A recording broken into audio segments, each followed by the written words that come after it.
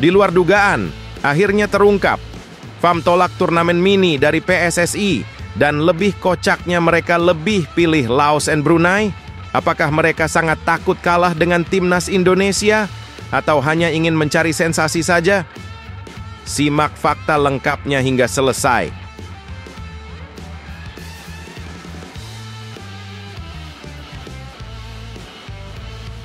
Geger sejagat Asia. Pelatih Jepang sombong dan remehkan. Hadapi Indonesia ranking 123 FIFA yang tidak ada adrenalinnya. Bahkan pelatih Samurai Biru ngaku bosan lawan lemah. Dan siap langsung tantang ASEAN Meksiko usai laga Garuda. Simak pernyataan sombongnya hingga selesai.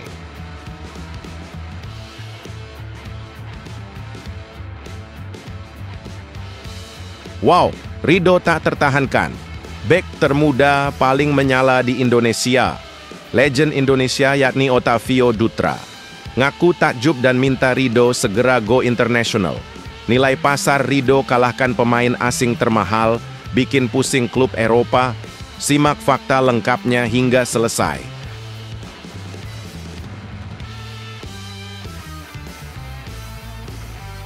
Ini baru mantap! Elkan Bagot terciduk di Bali jelang TC Timnas. Apakah ini kode kalau dia balik ke Garuda? Pengakuannya di media Inggris bikin fans menangis. Setelah diusir Erasti, akankah Kluivert bawa pulang bek terbaik Indonesia ini? Simak beritanya hingga selesai. Serta beberapa berita Timnas Indonesia hari ini. Selengkapnya hanya di Zona Timnas Indonesia.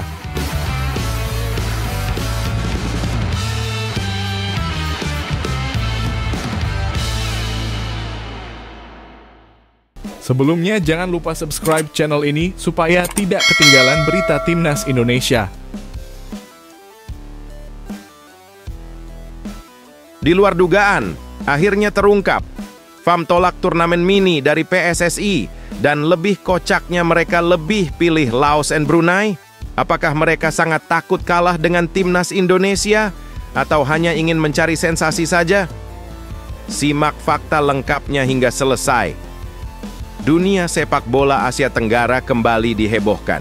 Federasi Sepak Bola Malaysia (FAM) tiba-tiba mengumumkan penolakan terhadap undangan PSSI untuk ikut serta dalam turnamen mini yang rencananya akan digelar di Jakarta Juni mendatang. Lebih mencengangkan lagi, FAM justru memilih menjadwalkan pertandingan persahabatan melawan Laos, Brunei Darussalam, dan Kamboja. Keputusan ini langsung mengundang gelombang spekulasi dan kemarahan netizen, terutama fans sepak bola di Indonesia. Dalam konferensi pers yang berlangsung pagi tadi, Presiden FAM Datuk Haji Hamidin Mohd Amin memberikan pernyataan yang membuat telinga panas. Kami menolak undangan dari PSSI bukan karena tidak menghargai mereka. Tapi realitanya, saat ini kami tidak siap menghadapi tekanan dan atmosfer yang dibawa oleh timnas Indonesia. Kami memilih laga yang lebih sesuai untuk proses pembangunan tim, melawan Laos, Brunei, dan Kamboja. Pernyataan ini seolah-olah menyiratkan bahwa FAM takut dengan kebangkitan Garuda.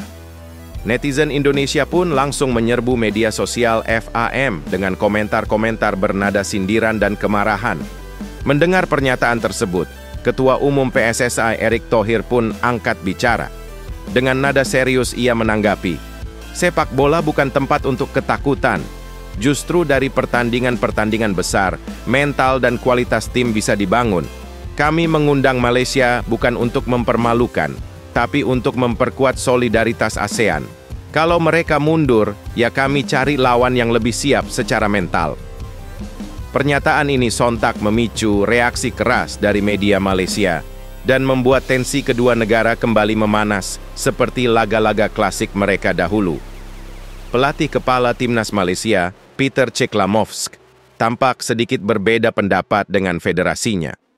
Dalam wawancara singkat, ia mengatakan, "Sebagai pelatih, saya tentu ingin tim ini bermain melawan lawan-lawan tangguh seperti Indonesia. Tapi keputusan bukan di tangan saya.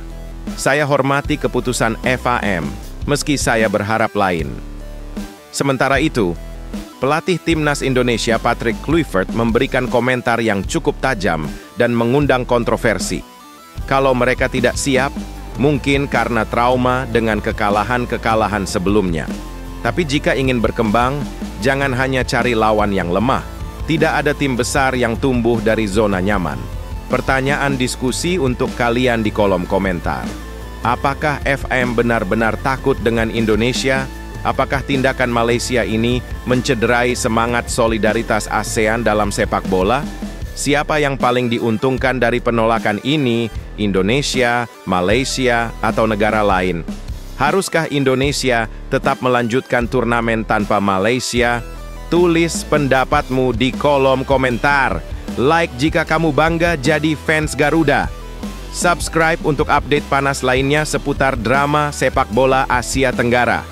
Jangan lupa nyalakan lonceng agar tidak ketinggalan berita kontroversial berikutnya.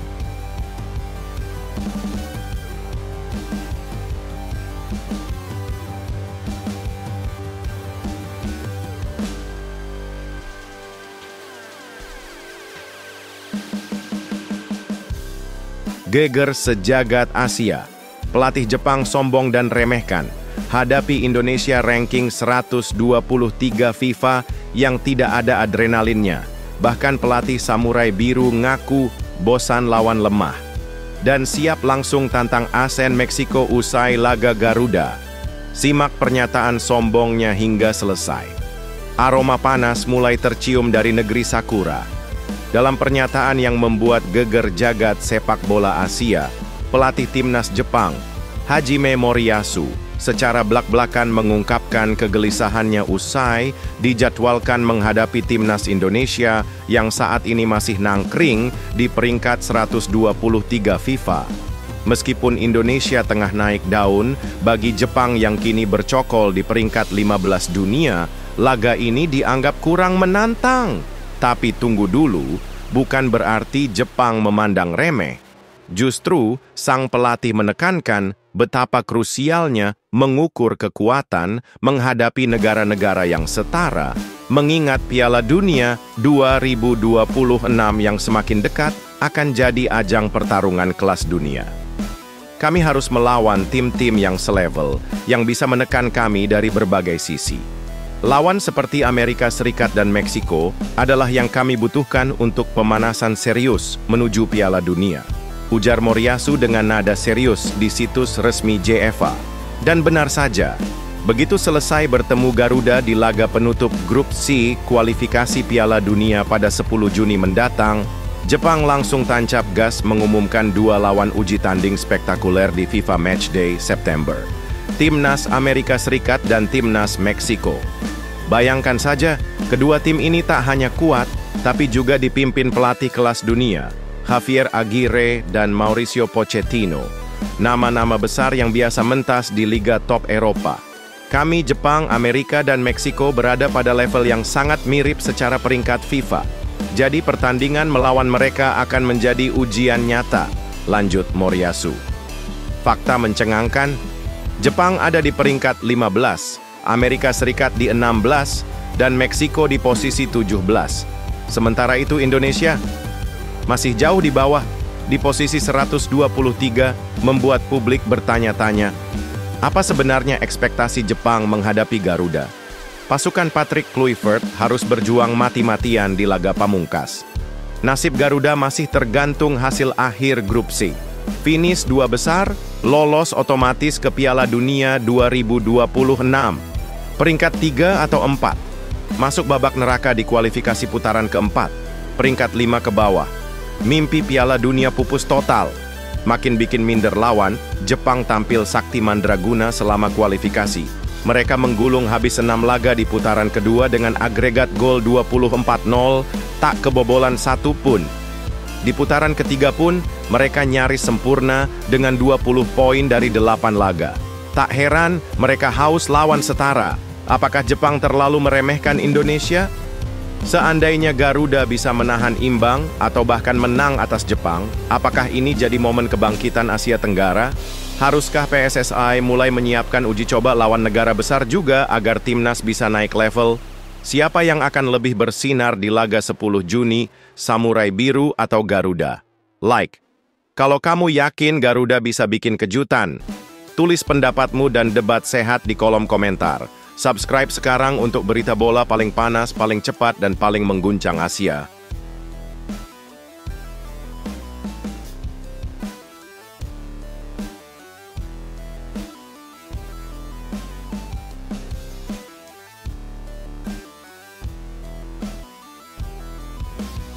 Wow, Ridho tak tertahankan.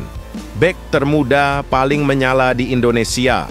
Legend Indonesia yakni Otavio Dutra ngaku takjub dan minta Ridho segera go international. Nilai pasar Ridho kalahkan pemain asing termahal, bikin pusing klub Eropa. Simak fakta lengkapnya hingga selesai. Dunia sepak bola Indonesia sedang menyaksikan kebangkitan bak legenda hidup yang baru lahir. Sosok yang satu ini bukan striker, bukan playmaker, tapi bek tengah tangguh nan berkelas yang membuat lawan-lawan tercekat dan supporter berdecak kagum. Rizky Ridho, sang tembok beton milik Persija Jakarta dan Timnas Indonesia. Di usianya yang baru 23 tahun, Ridho tampil menggila di musim 2024-2025. Ia bukan sekadar pemain muda potensial, ia sudah jadi pondasi utama lini belakang Macan Kemayoran, tampil dalam 30 laga, mencatatkan 1 gol, 1 assist, dan lebih dari itu, mengamankan barisan belakang layaknya veteran Eropa. Di Timnas Indonesia, jangan ditanya, dengan 44 caps, ia telah menjadi langganan starter, mengunci posisi yang tak mudah direbut siapapun. Yang bikin geger, pujian tak datang dari orang sembarangan. Otavio Dutra, ex-bek naturalisasi Timnas Indonesia dan ikon lini belakang, menyebut Rizky Ridho sebagai bek paling top di Indonesia saat ini. Dutra bahkan menyayangkan kenapa Ridho masih bermain di Liga 1, padahal menurutnya Ridho sudah sangat pantas tampil di Eropa atau Asia top tier. Dia pemain pintar, bisa membaca permainan, tenang dalam tekanan. Jujur, saya melihat diri saya sendiri saat muda ketika melihat dia bermain, ujar Dutra dengan nada bangga. Bukan hanya penampilan yang luar biasa, harga pasarnya pun bikin melongo. Rizky Ridho kini resmi masuk daftar 10 pemain termahal di BRI Liga 1. Dan lebih mengejutkannya lagi, ia berada di peringkat keempat dengan nilai pasar 8,69 miliar rupiah, mengalahkan sederet nama beken asing seperti Francisco Rivera, Persebaya, Dime Dimov, Persebaya, Marcelo Chirino, PSS Sleman, Alexis Mesidoro, Dewa United, Jaja, Dewa United, dan Yuran Fernandes, PSM Makassar. Sungguh luar biasa untuk pemain lokal yang masih sangat muda, main dari bawah tak panik modern. Dalam setiap pertandingan, Ridho tampil seperti bek Eropa, tidak asal buang bola, bisa distribusi dari belakang, dan tahu kapan harus keras, kapan harus tenang. Ia bahkan kerap diduetkan dengan nama-nama besar seperti Ondrej Kudela dan Hansa Muyama, namun tetap Ridho yang paling tak tergantikan. Kalau dulu bek harus buang bola jauh-jauh, sekarang sudah beda. Ridho bisa main modern dan itu kenapa dia luar biasa, tambah Dutra. Pertanyaan diskusi untuk kamu yang gila bola. Apakah Rizky Ridho sudah layak main di luar negeri musim depan? Klub luar mana yang cocok untuk gaya main Ridho? Jepang? Korea? Eropa? Apakah Indonesia sudah mulai memasuki era bek kelas dunia? Like, jika kamu setuju. Rizky Ridho layak go internasional. Tulis pendapatmu di kolom komentar, siapa tahu dibaca PSSI atau klub luar negeri. Subscribe sekarang juga untuk update transfer, gosip panas, dan profil pemain muda masa depan Indonesia.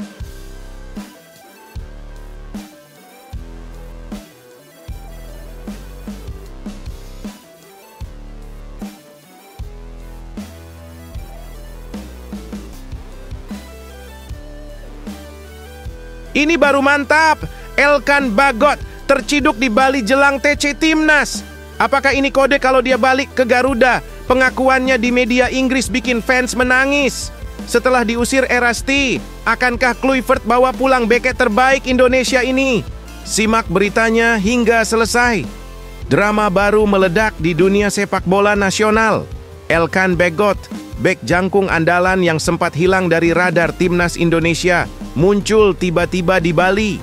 Padahal lokasi itu adalah tempat timnas Indonesia akan menggelar pemusatan latihan (TC) jelang laga neraka melawan Cina dan Jepang di lanjutan putaran ketiga kualifikasi Piala Dunia 2026.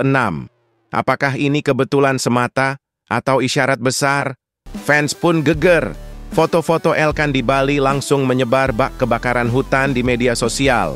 Namanya kembali ramai disebut karena sejak berseteru dengan Shin Tae-yong (STY), ia tak pernah lagi dipanggil ke skuad Garuda. Elkan Bagot pernah jadi tembok tak tergantikan di lini belakang merah putih.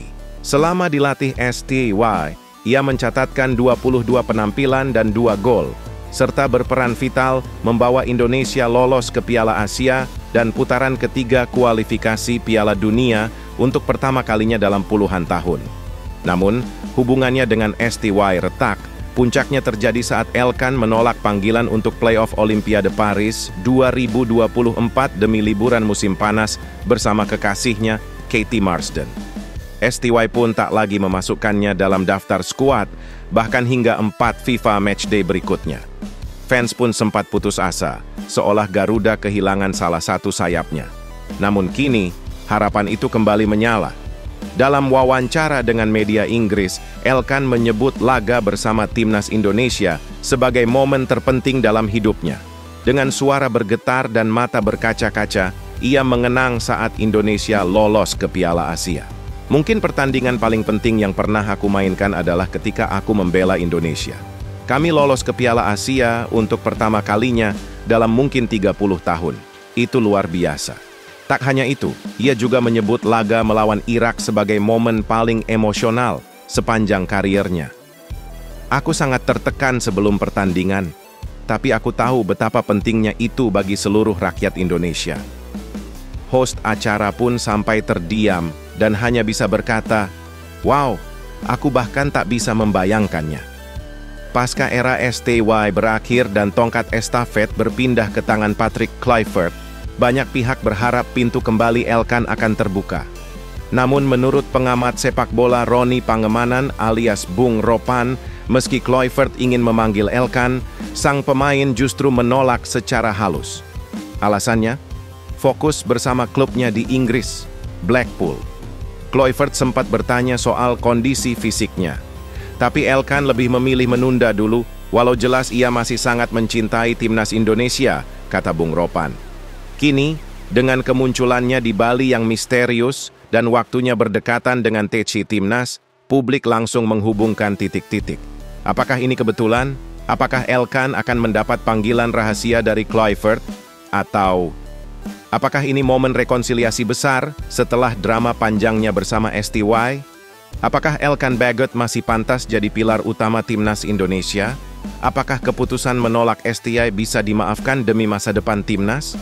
Kalau kamu jadi Kluivert, panggil Elkan atau fokus ke pemain lain? Apakah ini saatnya Elkan dan timnas Indonesia bersatu kembali demi sejarah? Leak kalau kamu rindu Elkan, kembali berseragam Garuda. Tulis komentar kamu sekarang. Juga kami bacakan komentar terbaik di video selanjutnya. Subscribe dan nyalakan lonceng biar nggak ketinggalan update heboh timnas Indonesia.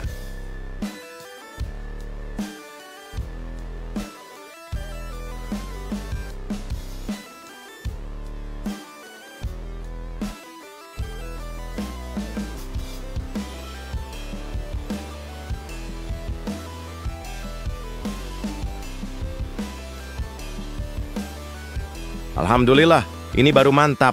Tiba-tiba saja legenda Malaysia Safi Salim membela Erick Thohir selaku Ketua Umum PSSI terkait tuduhan FAM bahwa pertandingan Ciki ASEAN All-Star versus Manchester United batal gara-gara Erick Thohir.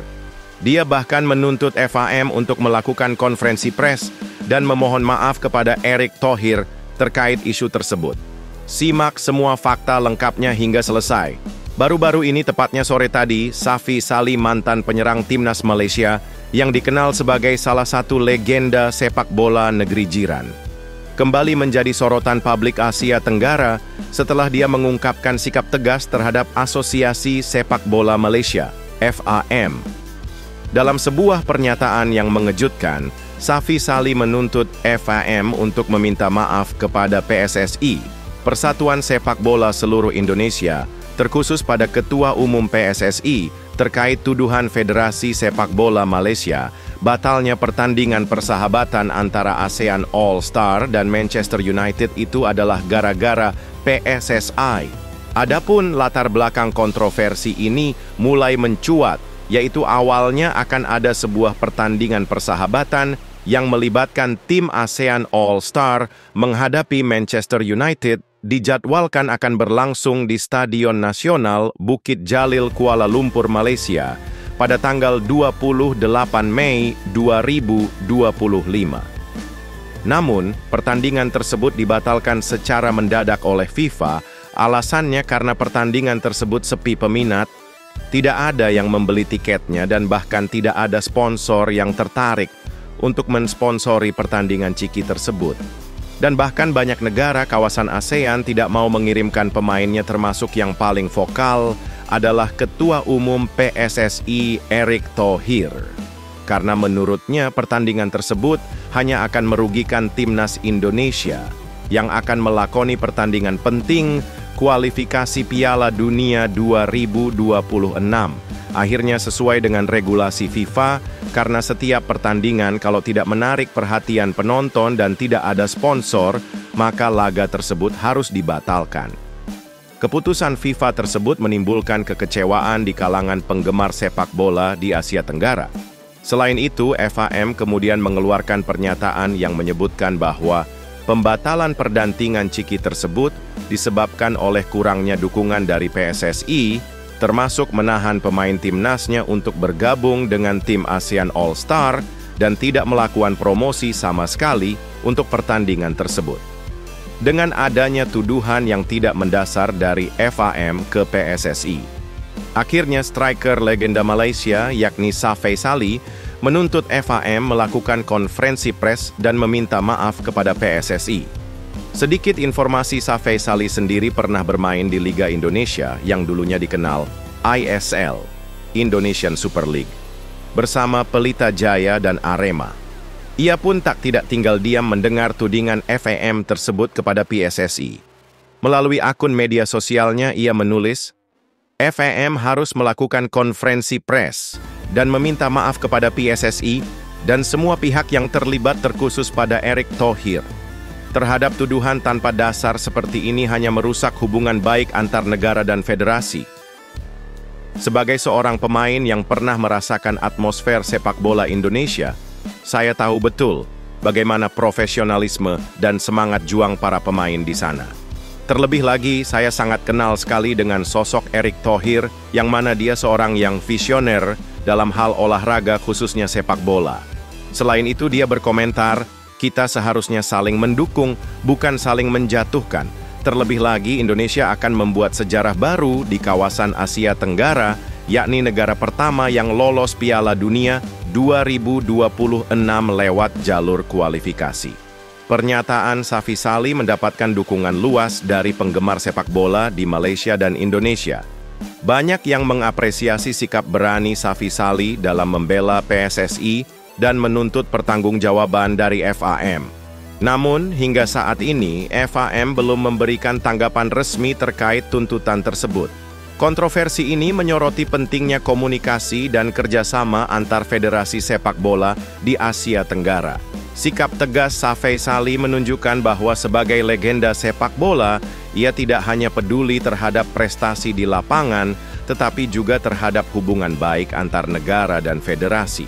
Semoga kejadian ini menjadi pelajaran bagi semua pihak untuk lebih berhati-hati dalam mengeluarkan pernyataan dan selalu mengutamakan sportivitas serta profesionalisme dalam setiap langkah yang diambil. Bagaimanakah pendapat kalian dengan pernyataan Safi Salih? Apakah kalian setuju dengan pernyataannya? Apabila setuju, tulis di kolom komentar setuju dengan Safi Salih dan berikan argumen kalian. Dan mohon untuk like video ini dan jangan lupa subscribe channel ini agar tidak ketinggalan berita seputar Timnas Indonesia yang terupdate.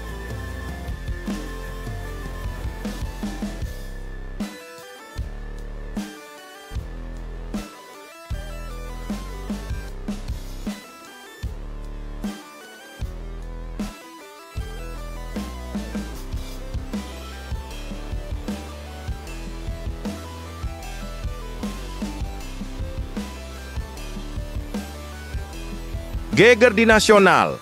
Dua pemain Papua dihujat rasis. Setelah bikin Persib kalah tragis, Erick Thohir naik pitam. Media sosial meledak.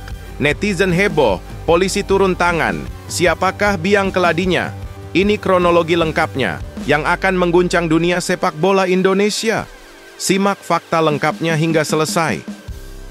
Dalam sebuah tragedi yang mengguncang nurani sepak bola nasional, dua pahlawan lapangan hijau asal Papua, Yaakob Sayuri dan Yance Sayuri, menjadi sasaran kebencian tak bermoral berupa serangan rasisme yang brutal di media sosial. Kejadian memilukan ini terjadi setelah mereka tampil gemilang membawa Malut United membungkam Persib Bandung dengan skor tipis, namun menyakitkan 1-0 dalam laga panas pekan ke-31 Liga 1 musim 2024-25 di Stadion Gelora Kieraha, Ternate, pada Jumat, 2 Mei 2025. Kemenangan mengejutkan itu tak hanya menggagalkan ambisi Persib untuk mengunci gelar juara lebih awal, tetapi juga memicu amarah buta dari oknum supporter yang tak siap menerima kekalahan. Puncaknya, 6 akun Instagram meluncurkan hinaan rasis kepada Yaakob dan Yance. Sebuah tindakan keji yang mencoreng sportivitas dan kemanusiaan. Awalnya, kedua saudara itu menahan emosi mereka. Namun, kesabaran ada batasnya.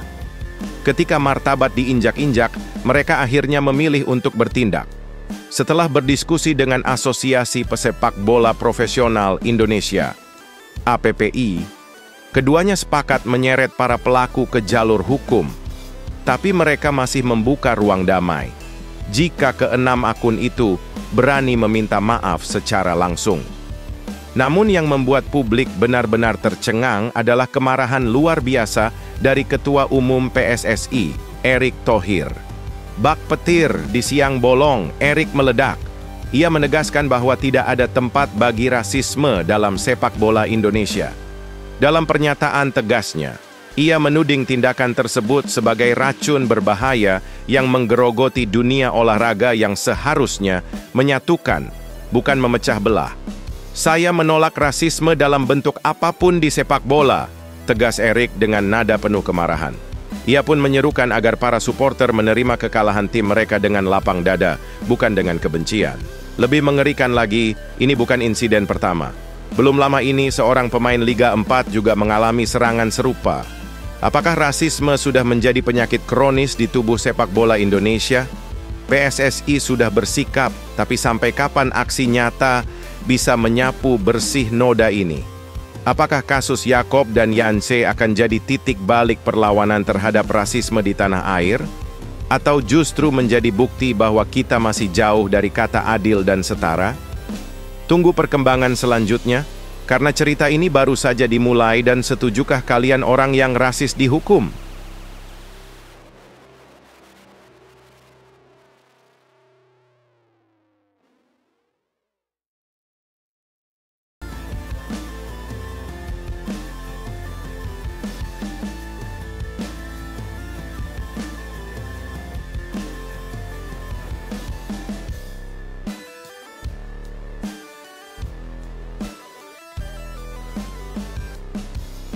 Wow, Shin Tae-yong akhirnya buka suara dari Korea, mantan pelatih Timnas Indonesia.